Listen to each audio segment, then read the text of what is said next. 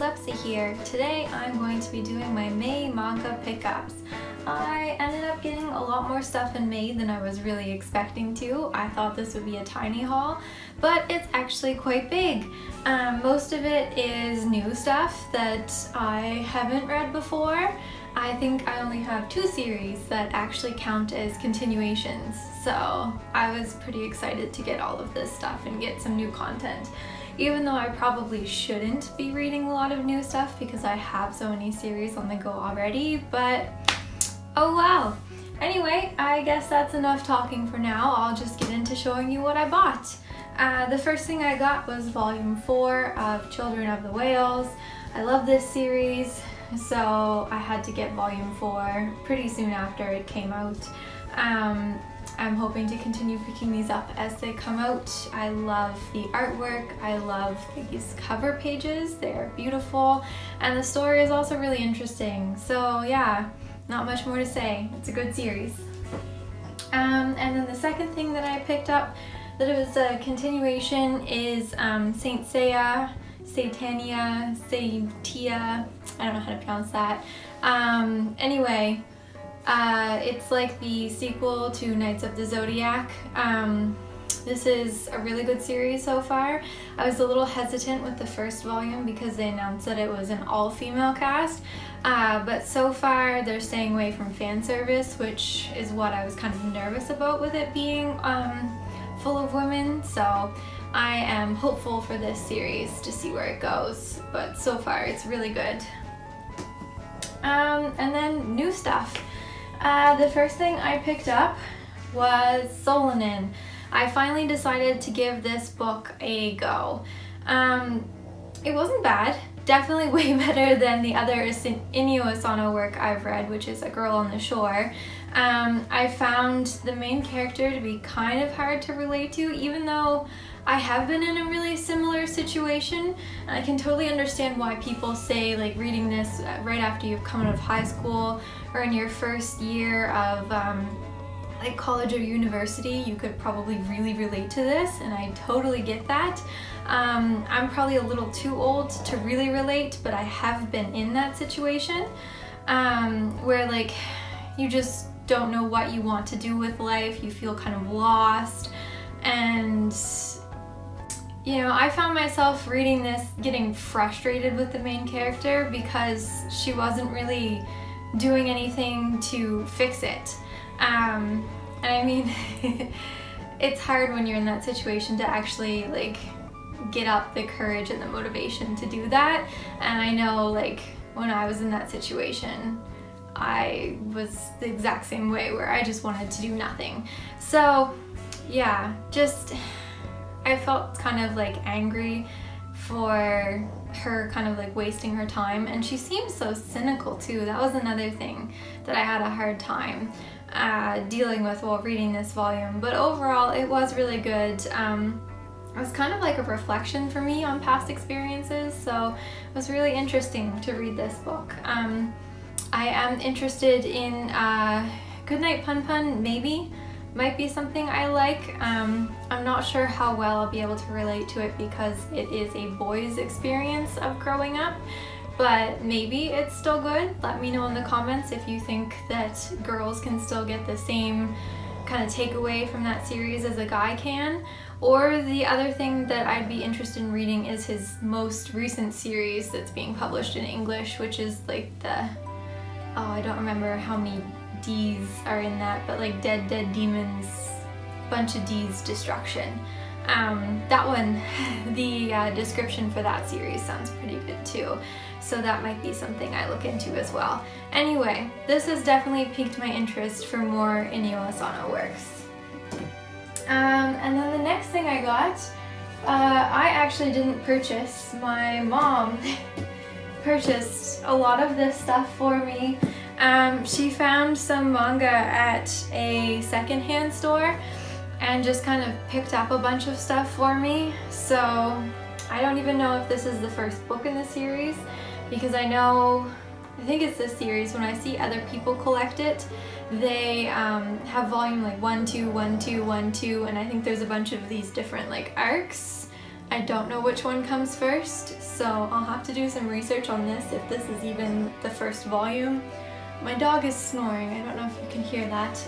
Anyway, yeah, Higurashi When They Cry, it says 1 up there, but then it has an arc, so I don't know if that's the first arc. I'll have to look into that. I haven't even read the back of this. The art looks cute on the front, although kind of bloody. Anyway, then next up is a couple Tokyo Pop series that I don't know if I'm going to read because Tokyo Pop is out of print. So I don't know if these are even finished or if they're any good, if they're worth trying to hunt down what's out of print. Anyway, I got volume 1 of Samurai Deeper Kyo and volume 1 of Princess AI. I know this one was popular, so it might be finished or it might have quite a few volumes that are easy to find. So maybe if I read this first volume and I like it, I might look into this one. And then the other one she got me is ID Entity, which again, I haven't read anything about this. I don't know how many volumes there are. I don't know if the series is finished. I don't know if it's any good. I will give it a try and do some research. And then the other thing, there were a couple more series she picked up for me that I did actually read. The first one was Wild Ones. Since it was Shoujo Beat, I kind of assumed that it would be in print. Later learned that it's not. Possibly not. It's not carried by chapters, but there's a few volumes on Amazon that are available. But anyway, she got me volume 1 and said there was quite a bit of this at the store that she bought it at. And after reading volume 1, I really enjoyed it. It's a really cute romance story about a girl whose parents have passed away and her estranged grandfather shows up to take over caring for her, which she didn't even know she had a grandfather. Her mom told her that he was dead. And it turns out that the reason her mom said those things is because he is a gang leader of Japanese Yakuza, I think is how you pronounce it. So it's the story of a young high school girl living in basically like a gangster house run by her grandfather, which is hilarious and adorable, and I really liked it so far. So I bought she got me volume 1.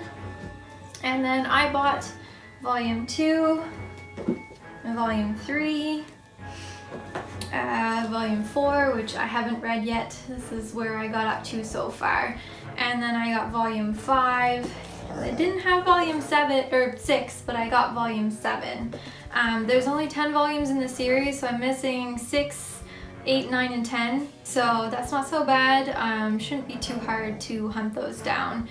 So that's one of the series I actually bought some more of. And then the other one I haven't read yet, but it was Vampire Night. So she bought me volume 1, and then when I went back to get the rest of Wild Ones, they had 2, 3, 4, and 5 at that store as well. And I know I haven't read this one, but I know I've heard of Vampire Night. I knew it was really popular, so I decided to just pick up what they had in stock because it was only like, I think $15 for 4 volumes, which is a pretty good deal for manga around here, and they're in great condition. So yeah, I have volume 1, volume 2, volume 3, volume 4, and volume 5. So hopefully I like it because I've got quite a bit of it to read. And then there's a few more things I'll show you, but before I get into that, May was Free Comic Book Day. So I got some random stuff that I picked up at the comic book store in May. So I got a chapter of My Hero Academia just because I've been obsessed with this series lately. It was kind of a blah chapter to put in there, but oh well. I just kind of picked it up because it was My Hero Academia, not because I was really interested in the comic.